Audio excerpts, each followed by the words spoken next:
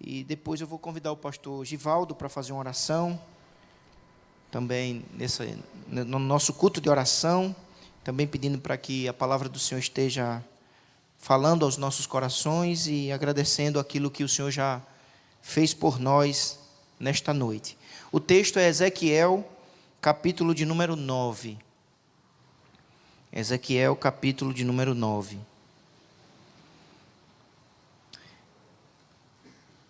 Vamos fazer essa leitura, mesmo sentados, com muita atenção, pois estaremos lendo um trecho da Santa Palavra do Senhor. Leiamos. Então, ouvi que gritava em alta voz, dizendo: Chegai-vos, vós, executores da cidade, cada um com a sua arma destruidora na mão. Eis que vinham 6 homens a caminho da porta superior, que olha para o norte, cada um com a sua arma esmagadora na mão, e entre eles certo homem vestido de linho, com um estojo de escrevedor à cintura, entraram e se puseram junto ao altar de bronze. A glória do Deus de Israel se levantou do querubim sobre o qual estava, indo até a entrada da casa, e o Senhor clamou ao homem vestido de linho, que tinha o estofo de escrevedor à cintura, e lhe disse: Passa pelo meio da cidade, pelo meio de Jerusalém, marca com um sinal a testa dos homens que suspiram e gemem, por causa de todas as abominações que se cometem no meio dela. Aos outros disse, ouvindo eu: Passai pela cidade após ele, e sem que os vossos olhos poupem, e sem que vos compadeçais, matai a velhos, a moços, e a virgens, a crianças e a mulheres, até exterminá-los. Mas a todo homem que tiver o sinal não vos chegueis. Começou pelo meu santuário. Então começaram pelos anciãos que estavam diante da casa, e ele lhes disse: Contaminai a casa, enchei de mortos os átrios e saí. Saíram e mataram na cidade. Havendo eles matado e ficando eu de resto, caí com o rosto em terra, clamei e disse: Ah, Senhor Deus, dá-se-á o caso que destruas todo o restante de Israel, derramando o teu furor sobre Jerusalém? Então me respondeu: A iniquidade da casa de Israel e de Judá é excessivamente grande. A terra se encheu de sangue e a cidade de injustiça. E eles ainda dizem: O Senhor abandonou a terra, o Senhor não nos vê. Também quanto a mim, os meus olhos não pouparão, nem me compadecerei. Muito obrigado, meu irmão. Porém, sobre a cabeça deles farei recair as suas obras. Eis que o homem que estava vestido de linho, a cuja cintura estava o estojo de escrevedor, relatou dizendo: Fiz como me mandaste. Que o Espírito Santo de Deus nos dê entendimento da sua palavra e nos alimente com a palavra do Senhor. Pastor Givaldo, por favor, vamos mais uma oração nesta noite, neste culto de oração, e vamos estar louvando ao Senhor por sua palavra e que Ele continue falando aos nossos corações.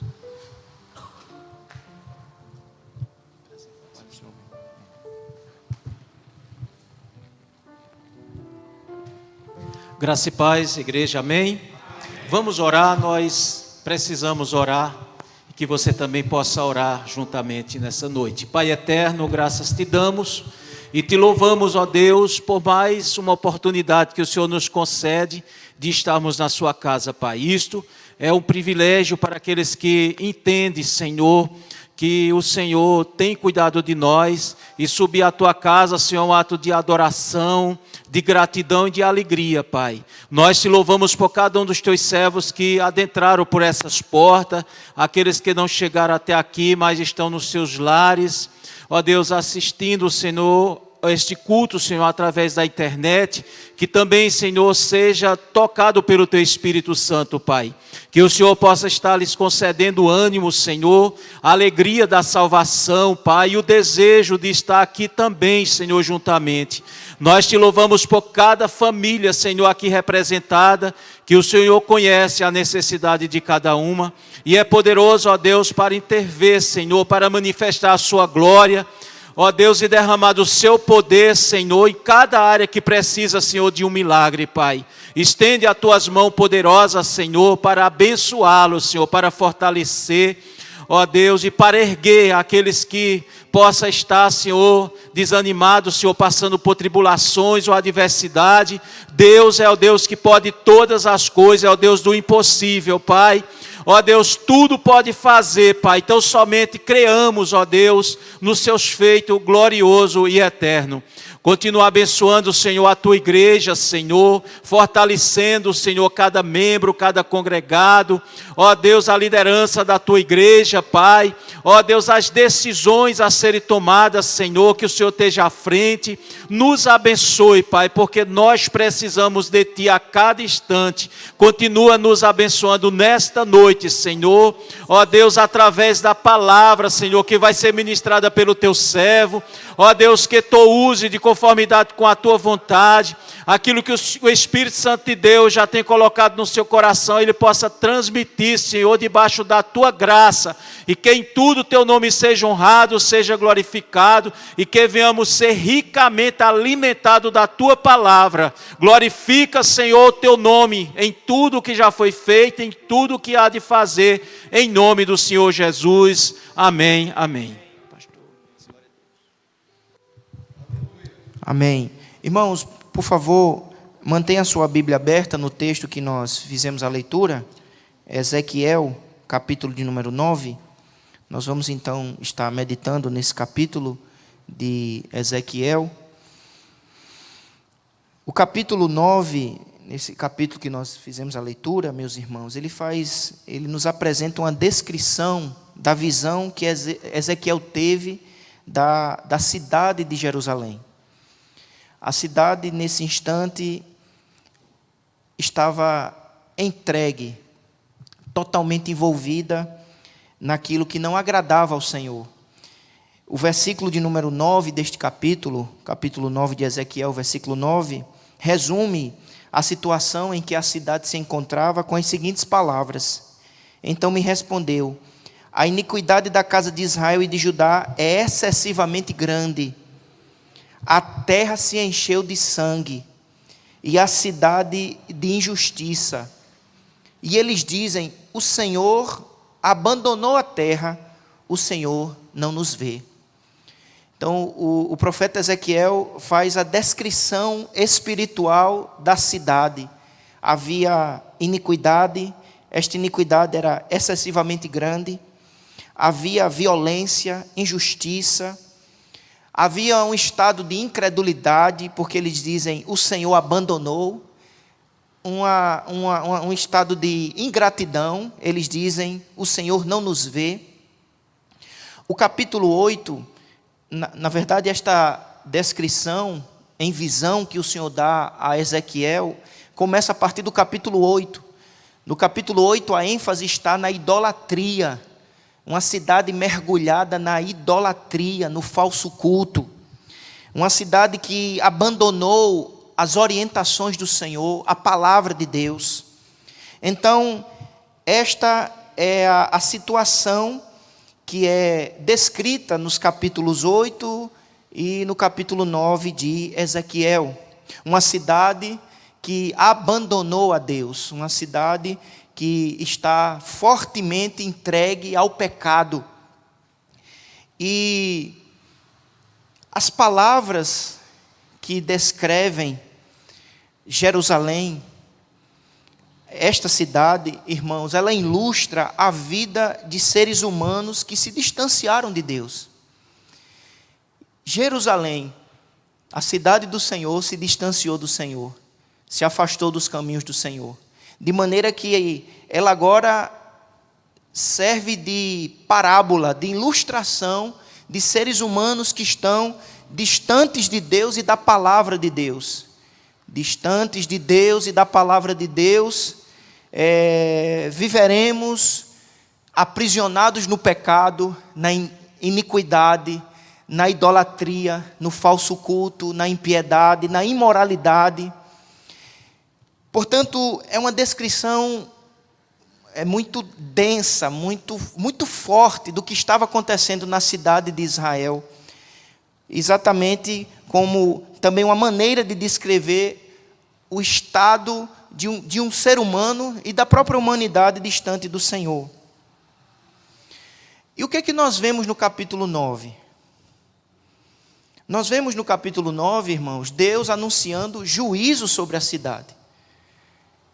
Deus anunciando um terrível castigo, um intenso e forte castigo e juízo que Deus derramaria sobre aquela cidade, né? Sobre uma humanidade entregue ao pecado, à idolatria, à iniquidade, à desobediência, à rebelião.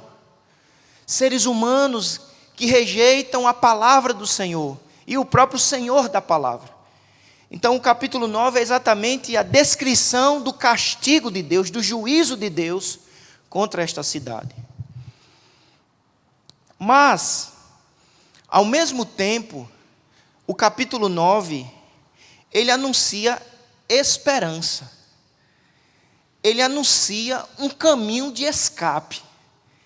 Porque ao mesmo tempo que o capítulo 9 descreve o juízo, o castigo, ele também descreve o escape, a salvação.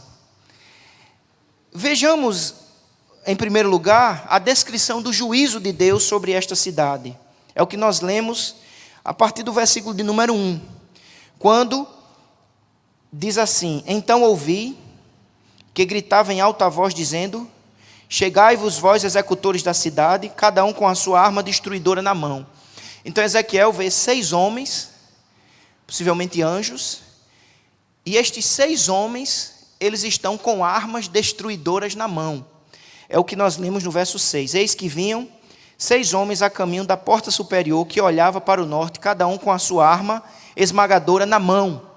Então eram 6 homens, como tenho dito, possivelmente é uma visão em que ele vê anjos que têm nas mãos armas para destruir, como expressão da ira de Deus contra o pecado, como expressão do juízo de Deus sobre a iniquidade. E o texto descreve então a execução deste juízo, com palavras muito fortes, quando diz no versículo de número 6, o versículo de número 6, o versículo de número 5, primeiro, diz assim: aos outros disse, ouvindo eu, passai pela cidade após ele, e sem que os vossos olhos poupem, e sem que vos compadeçais, matai. Verso 6, matai a velhos, a moços, e a virgens, a crianças e a mulheres. E o final do verso 6 diz, começai pelo meu santuário. Então ele descreve de maneira muito intensa, muito densa, muito forte o juízo de Deus sobre aquela cidade, totalmente entregue à idolatria, ao pecado e à iniquidade. É um juízo que vai atingir a todos, né? Apesar da idade, a idade não vai livrar, né? O gênero. E ele diz que até os que estiverem no santuário serão atingidos por essa ação julgadora do Senhor, porque o verso de número 6 diz assim, começai pelo meu santuário, ou seja, até os religiosos, até aqueles que, o que o texto está querendo nos dizer, que o lugar da adoração, né, a realidade de estarmos na instituição, não garante o livramento da ira vindoura. Portanto, o texto anuncia a ira vindoura sobre o pecado, sobre a iniquidade, de maneira muito forte. No versículo de número 7, diz, então, começaram pelos anciãos que estavam diante da casa, e ele lhes disse, contaminai a casa, enchei de mortos os atos de saíram e mataram na cidade. E o versículo de número 10 diz assim, também, quanto a mim, os meus olhos não pouparão, nem me compadecerei, porém sobre a cabeça deles farei recair as suas obras. Então Deus anuncia o juízo vindouro, Deus anuncia o castigo vindouro sobre uma humanidade entregue à iniquidade, à idolatria e ao pecado. próprio ato de anunciar esta verdade já é um ato de misericórdia, porque ele poderia mandar sem aviso, mas ele avisa para nos lembrar que há um caminho de escape. Então, em segundo lugar, irmãos, além desse juízo anunciado, nós vemos a salvação proclamada. A salvação de Deus também é anunciada nesse texto, porque além dos 6 homens que estão armados com armas de destruição, conforme nós lemos nos versos 1 e 2, há também entre estes 6 homens um outro homem, um homem diferente.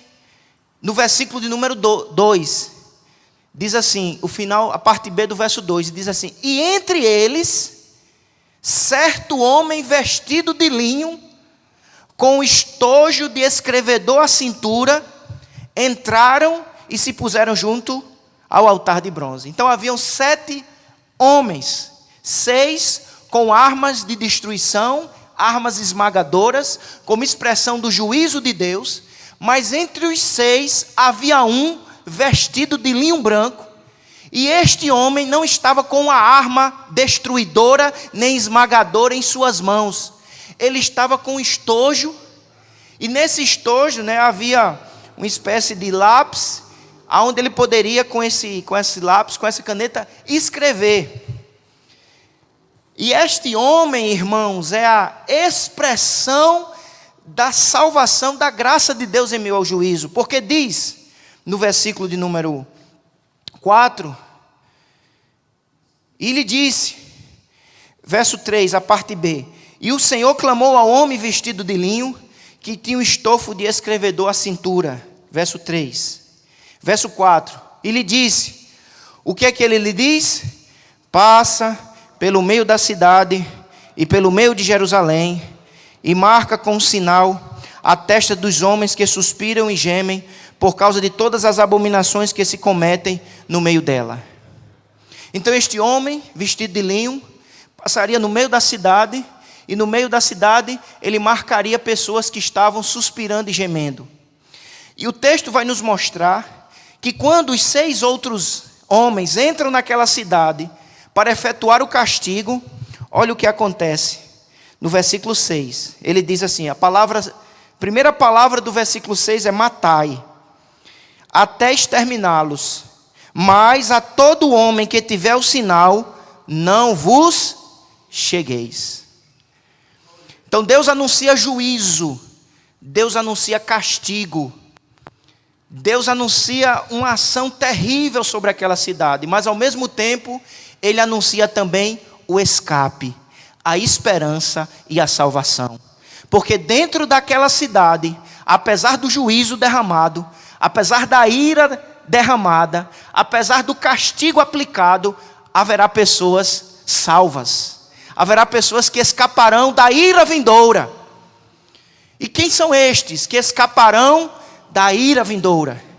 Quem são estes que escaparão do dia do juízo final? Quem são estes? O texto nos descreve dizendo, estes são os que suspiram e gemem por causa de todas as abominações que se cometem no meio dela. Versículo de número 4. Quem são os que desfrutam do escape? Quem são os que desfrutam da bênção? É a forma que Ezequiel descreve, um coração quebrantado e contrito, um coração arrependido. Há um caminho de escape, há um caminho de livramento, e este caminho se chama arrependimento, quebrantamento.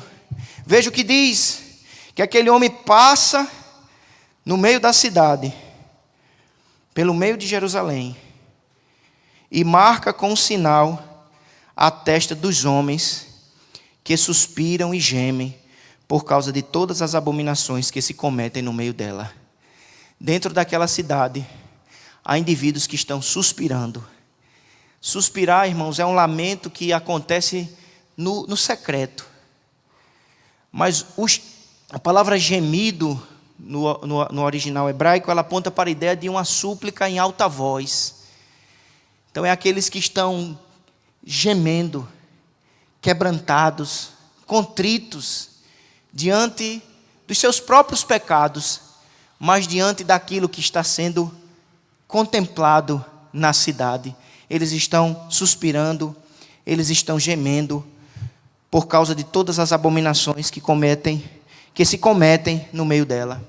Eles não estão curtindo, eles não estão sorrindo, eles não estão seguindo, eles não estão aplaudindo, eles não estão admirados, mas eles estão suspirando e gemendo. Esta é a realidade descrita por esse texto. O comentarista bíblico Calvino disse: quando vemos, por um lado, o nome de Deus pisoteado e toda a justiça violada, e por outro, a igreja de Deus afligida de forma desprezível e cruel, e rimos tranquilamente, mostramos claramente que nada temos em comum com Deus. Então esses homens não estão rindo, eles não estão aplaudindo, eles estão suspirando e gemendo diante das calamidades, das abominações que se cometem no meio dela. Como temos reagido? Como tem sido a nossa postura diante da calamidade, das abominações, do pecado? Há um caminho de escape, e este caminho de escape passa pelo quebrantamento, pelo arrependimento. Mas, irmãos, em segundo lugar, o texto nos diz que estes homens que estão suspirando e gemendo, quebrantados, eles estão também sendo marcados com um sinal. Diz que aquele homem, vestido de linho, passa pelo meio da cidade e pelo meio de Jerusalém, e no meio da cidade ele encontra estes homens quebrantados e contritos. Deus nos conhece, mesmo no meio da multidão, mesmo numa cidade inteira. Ele sabe o nosso endereço, Ele conhece o nosso nome, Ele nos vê no recôndito e no escondido, Ele nos encontra. Nós não escapamos do olhar do Senhor. Diz que no meio daquela cidade, de tanta iniquidade, de tanta idolatria, de tanta corrupção, de tanta injustiça, de tanta violência, de tanta maldade, no meio daquela cidade, ele encontrou homens quebrantados e contritos. Homens suspirando e gemendo diante de toda aquela situação. E ele diz que estes homens foram marcados. Passa pelo meio da cidade, pelo meio de Jerusalém, e marca com um sinal a testa dos homens. Eles eram marcados com um sinal na testa. A palavra sinal, aqui, irmãos, no original hebraico, é a palavra tal, que é a última letra do hebraico antigo. Era como se fosse uma cruz, o T. Então ele marcava estes indivíduos com o sinal. E diz que quando os 6 outros homens que tinham as armas destruidoras,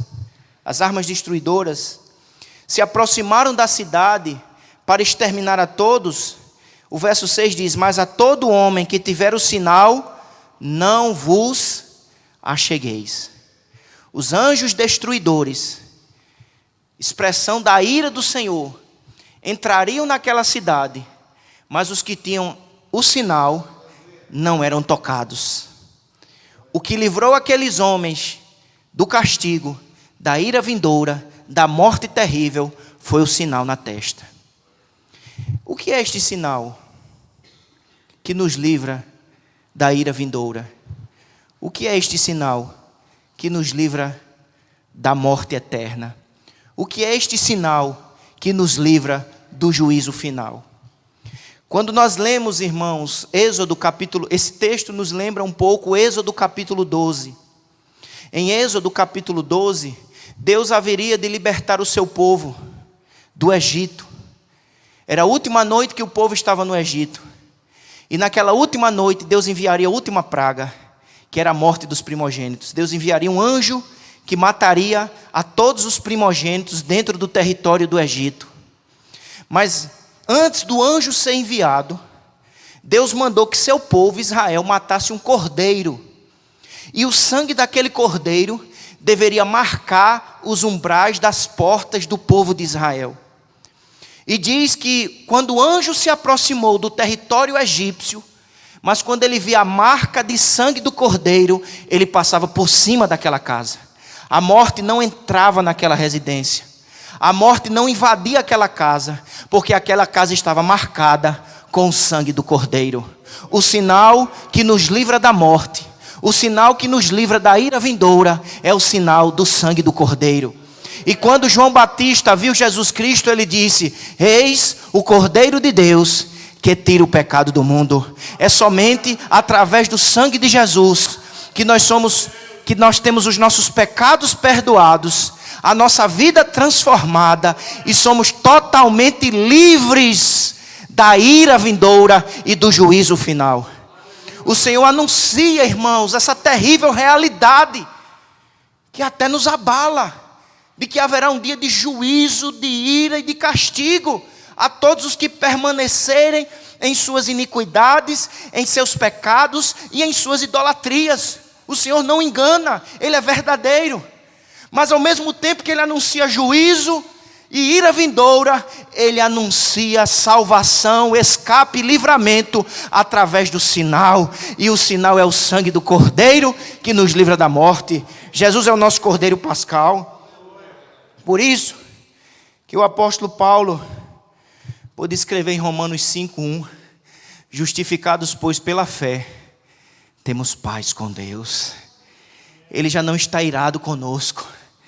Ele já não manda anjos armados de armas destruidoras e esmagadoras, porque o seu filho já pagou um alto preço na cruz. Na verdade, ele foi moído, ele foi ferido, ele foi esmagado. Jesus Cristo, para que através do seu sangue derramado obtivéssemos livramento e salvação verdadeira. Os homens marcados são livres da ira. Por isso que o apóstolo Paulo pôde dizer em Romanos capítulo 8, verso 1: nenhuma condenação há para os que estão em Cristo Jesus. O apóstolo Pedro, em 1 Pedro 1, 18 e 19, pôde dizer: pelo sangue de Jesus Cristo nós fomos resgatados, libertos de todo o mal. Só escapa quem tem a marca do sangue de Jesus. O sangue, esse sinal, esse texto, irmãos, lembra tanto Êxodo 12, a Páscoa, como também nos lembra Josué capítulo 2 e Josué capítulo 6, que é a história de Raabe.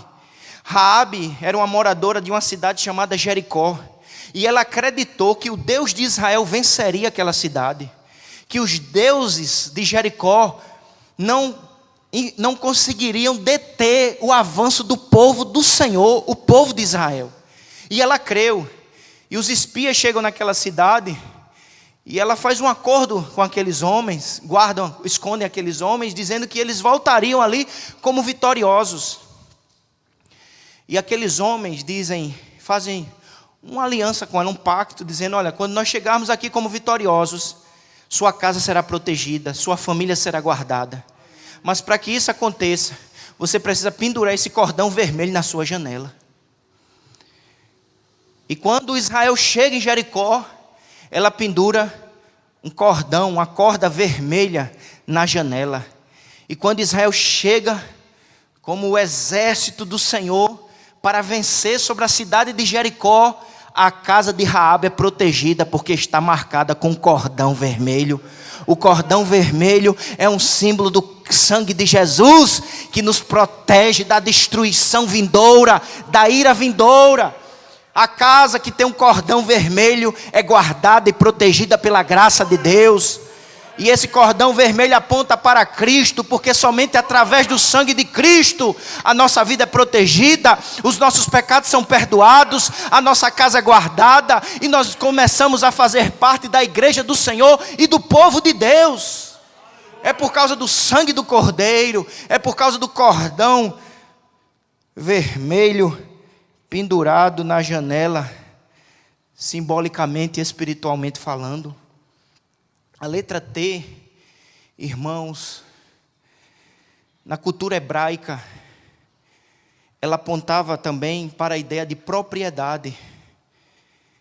Então, a marca apontava para a Páscoa, a marca apontava para a vitória sobre Jericó, a marca era também um símbolo de propriedade. Senhor, o Senhor marca os seus.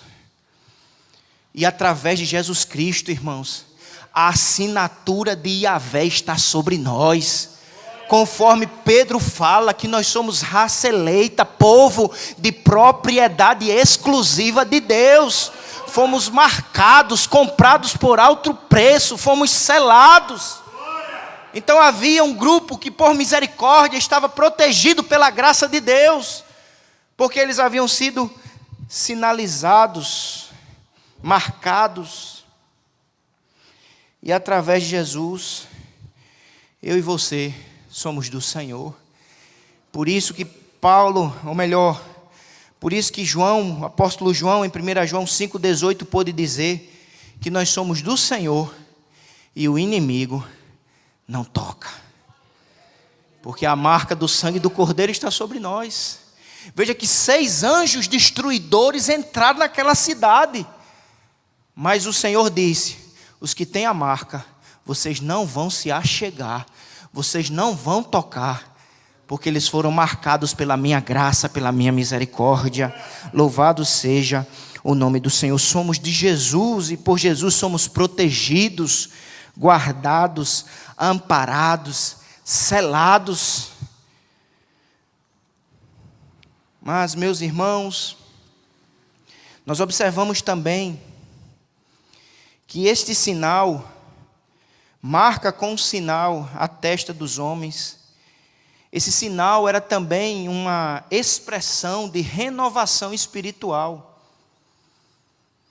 Porque estes indivíduos marcados, eles já mostram piedade. Eles já mostravam quebrantamento. Eles já mostravam que o sangue da aliança estava sobre eles. Eles já mostravam que a graça de Cristo já havia transformado o coração deles. Porque um homem destituído da graça, ele permanece no pecado e na iniquidade e na idolatria. Mas se esse homem se afastou do pecado, da idolatria, é porque a graça de Deus já o alcançou. O poder do Espírito Santo já mudou o seu coração e o levou a perceber o seu pecado e a correr para os pés do Senhor, e aos pés do Senhor suplicar misericórdia, perdão, esta marca poderosa que é o sangue de Jesus. Mas apesar deles já terem recebido as bênçãos, eles foram marcados. Era uma evidência especial. Era algo novo do Espírito Santo.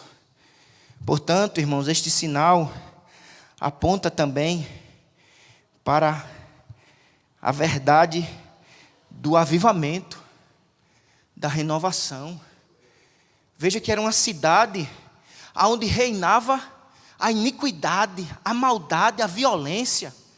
Mas apesar de naquela cidade reinar a maldade, a violência, isto não impediu de Deus agir e marcar os seus. Acreditemos, irmãos, que para Deus agir não há barreiras, não há empecilhos. Não fique olhando só para a situação da cidade. Creia no agir do Senhor na sua vida, na sua casa.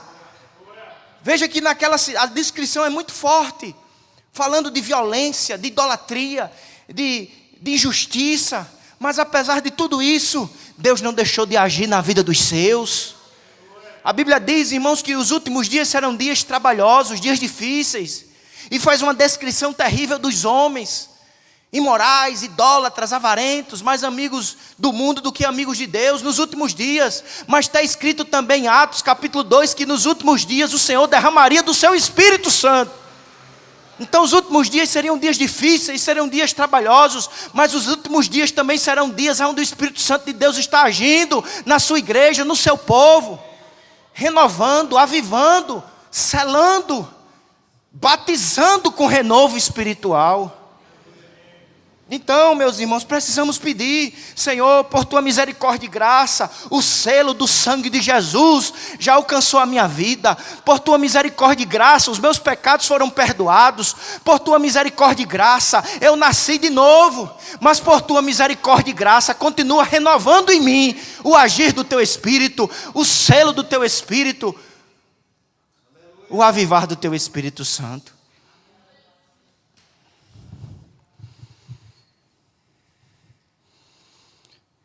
Escapa os que suspiram e gemem, ou seja, os que se arrependem de verdade. Escapam os que receberam o sinal, a marca. Você já recebeu este sinal? A marca do sangue. Não há outro caminho. Veja que não é nada, não é outra coisa senão a marca. Não é a idade, não é o cargo, não é o lugar. Tem gente até no santuário. Não basta estar no santuário, é preciso ser um santuário. Não basta estar dentro do templo físico, é preciso ser tocado pelo sangue de Jesus.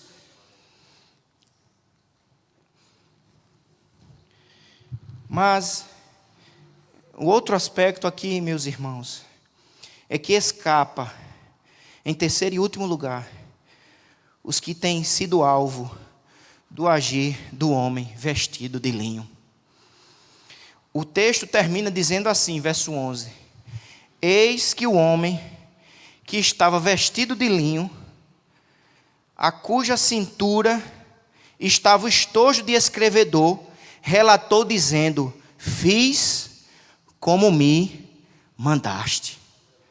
O homem vestido de linho garante o escape. O homem vestido de linho garante a vida dos selados. O homem vestido de linho garante a salvação dos eleitos do Senhor. Essa frase lembra a última frase, a última frase de Jesus na cruz. Como foi que Jesus disse? Está consumado, está feito. Ele fez para garantir salvação, livramento, escape. A ira virá. O dia da ira do Senhor já está agendada. Mas os que foram alvos do agir do homem vestido de linho receberam livramento, salvação e escape. Está feito.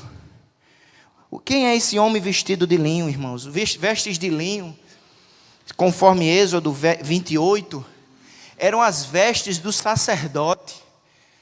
Por isso que ele chega como um sacerdote. É um tipo de Cristo.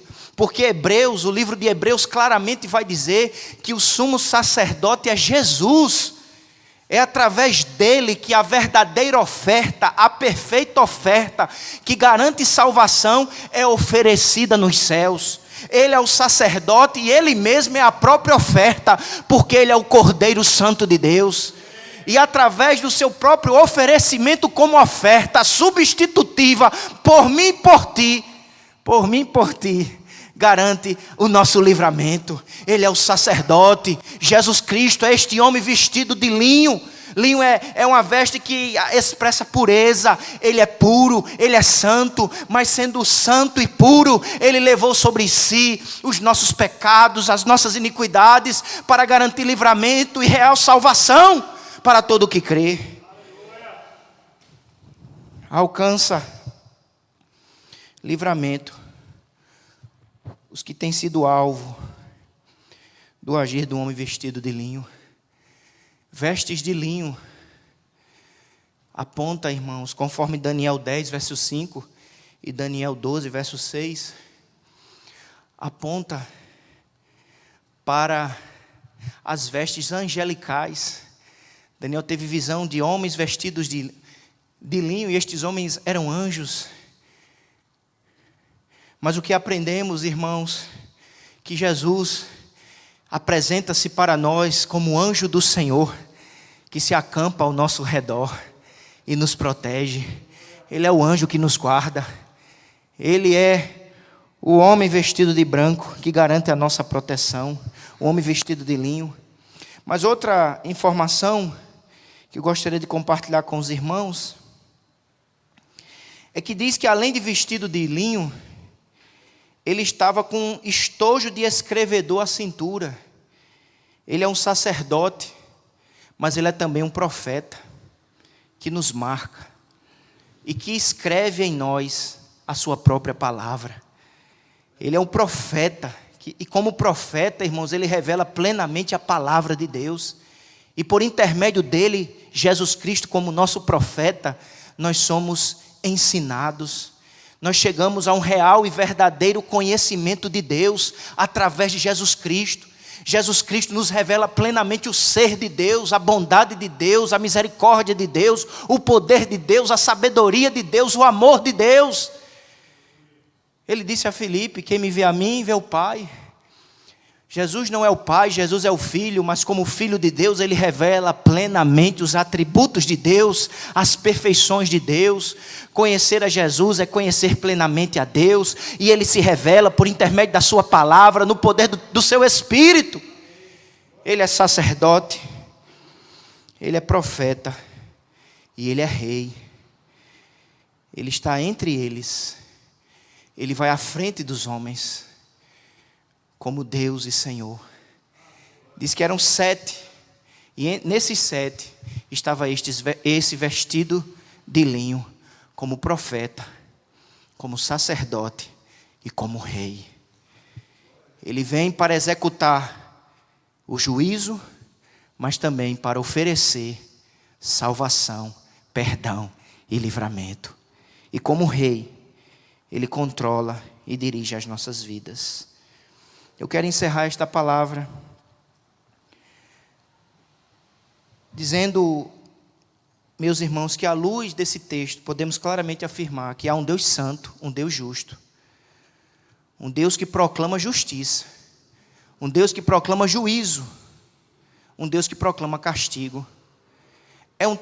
Não é um tema popular, não é um tema fácil de anunciar, porque nós gostamos mais de ouvir a segunda parte, mas precisamos anunciar todo o conselho de Deus. Deus se revela como um Deus justo, um Deus santo, um Deus que executa castigo e juízo. E esse dia virá. Mas ele também anuncia graça, misericórdia e escape. Aproveite a oportunidade. A porta da graça está aberta. Corra para os braços do Pai, corra para os pés do Senhor, suplique, quebrante o seu coração, arrependa-se de seus pecados, suplique a marca santa e bendita do sangue, suplique: Senhor, marca a minha mente, marca o meu coração, perdoa os meus pecados. Tu me conheces, tu me sondas e me conheces. Senhor, tem misericórdia de mim, ministra sobre a minha vida a tua graça, não firmado nos meus méritos, não firmado nas minhas obras, mas firmado no sangue derramado na cruz. Salva-me, perdoa-me, purifica-me, santifica-me, transforma-me, marca-me de verdade, sela-me de verdade, transforma-me de verdade. Não importa a sua idade, não importa o lugar onde você esteja, havia velhos, havia jovens, havia até crianças, havia gente na rua, havia gente no santuário, não importa onde você esteja, o importante é encontrar-se com um homem vestido de linho, e ser por ele perdoado, marcado, transformado. Corra para ele, creia nele.